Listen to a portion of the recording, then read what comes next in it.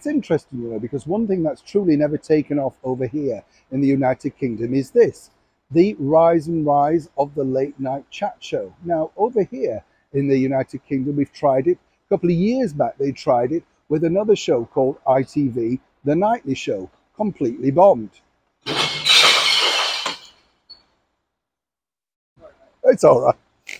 I was waiting for that. And over the years, we've had great people, in fact, like Michael Aspel hosted his own chat show.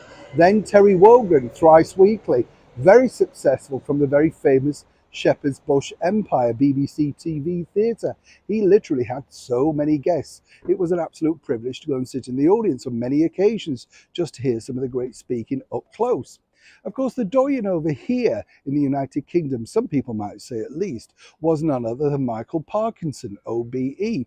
What I liked about Michael Parkinson, though, when you think about it, and I think I've mentioned this before, he simply was at the right time.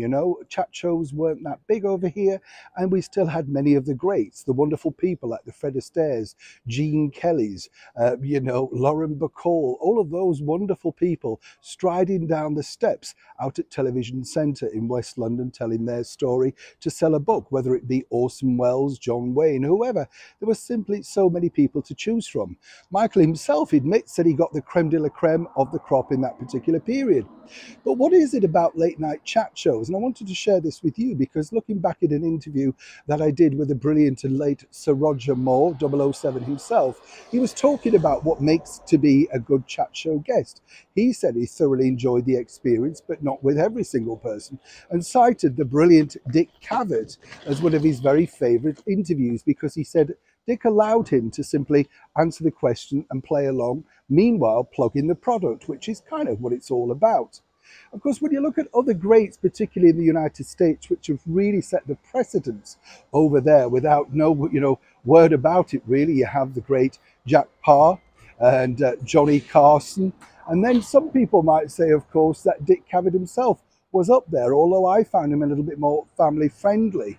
There were so many others, of course, that went along the way. Joan Rivers with her own late night chat show really broke the mold. But what is it that makes a modern day chat show today? James Corden's show allegedly was axed simply because it was too expensive to run with all the writers, the orchestra, the crew. Whichever way you look at it, it's an expensive business to chat. And then really of late, we've had people like Jay Leno and then the other people, I can't even remember them, the Jimmy Kimmels, all of that sort of stuff. There seems to be a lot of chat shows, but not enough talent to go around to make those late night appointments really interesting. As ever, I'd love to know who were your favourite chat show hosts. Were you like Sir Roger Moore? Did you like Dick Cavett? Were you a fan of Terry Wogan over here in the United Kingdom? Do you remember Michael Aspel's chat show on ITV? There were so many, and so many have attempted, but it's never truly taken off. And the downside to that, I would say as well, is females, ladies, have all had a go, but it's never been as successful. Who remembers Gabby Roslin having a bash?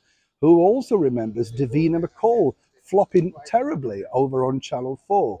What is it about people not willing to open up to women, and seemingly more so, chat show hosts that are successful seemingly seem to be men? Or as ever, could I be wrong? I'd love to know your thoughts as ever in the comments below. Now let's get chatting. Neil Sean in the very heart of London.